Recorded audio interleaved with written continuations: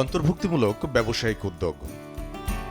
যেসব ব্যবসায়িক উদ্যোগ সমাজের দুর্বল, প্রান্তিক বা সুবিধাবঞ্চিত জনগোষ্ঠীর চাহিদা পূরণ করে, তাদের জন্য কর্মসংস্থান সৃষ্টি করে এবং অর্থনৈতিক উন্নয়নে অবদান রাখে, একই সঙ্গে মুনাফাও অর্জন করে।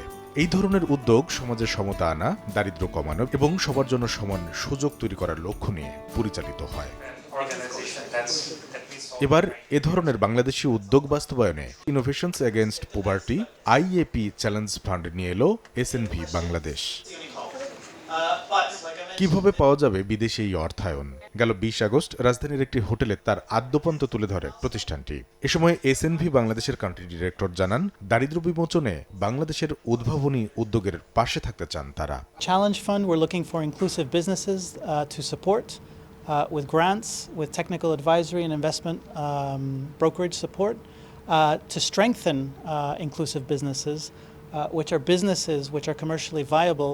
Challenge Fund that is conducted in 4 countries across the globe. So that includes Uganda, Ethiopia, Zambia, and Bangladesh. Bangladesh is new for us.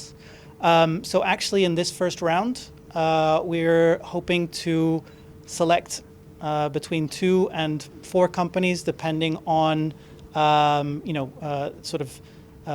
what they're requesting from IAP. It's likely that it will be 3 companies. In total, this round we'll be working with around 17 companies across the 4 geographies.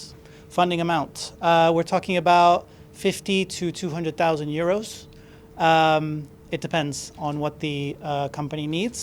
Minimum 50, maximum 200. Fund সম্পর্কে জানতে যারা উপস্থিত হন অনুষ্ঠানে, তারাও জানান তাদের উদ্যোগে এই বিদেশি অর্থ সহায়তা পাওয়ার ব্যাপারে আগ্রহের কথা। প্রজেক্ট করছি, আমার ব্যাকগ্রাউন্ড তো আমি একজন ইঞ্জিনিয়ার এবং আমি বিটাকে ডিজি ছিলাম, SME ফাউন্ডেশনের MD ছিলাম, বাট নাও আমি আমাদের গ্রামকে নিয়ে আমি কাজ করছি।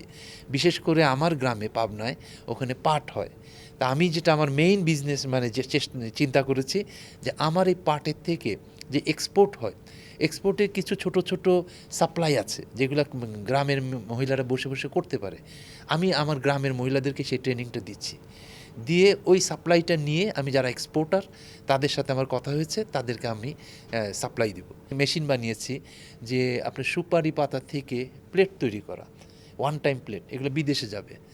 আবার আমি একটা মেশিন তৈরি, আমি যেহেতু আমার ব্যাকগ্রাউন্ড ইঞ্জিনিয়ারিং, আমি কৃষির সাথে যে মেকানাইজেশন এই কাজগুলো আমি করতে চাই। সেইখানে এই নেদারল্যান্ড বেস যে কোম্পানিটা আছে তারা এটাকে দেখছে যে কারা এটাতে কাজ করছে, ইনোভেটিভ কাজ করছে, অলরেডি কাজ করেছে, লাভ করেছে, এইরকম প্রতিষ্ঠানকে তারা আরও সাপোর্ট করতে চায়। নির্বাচিত উদ্যোগের 51% বহন করতে হবে উদ্যোক্তাকে, বাকি 49% অনুদান পাওয়া যাবে এই ফান্ড থেকে। কামরুল হাসান সবুজ, সময় সংবাদ, ঢাকা।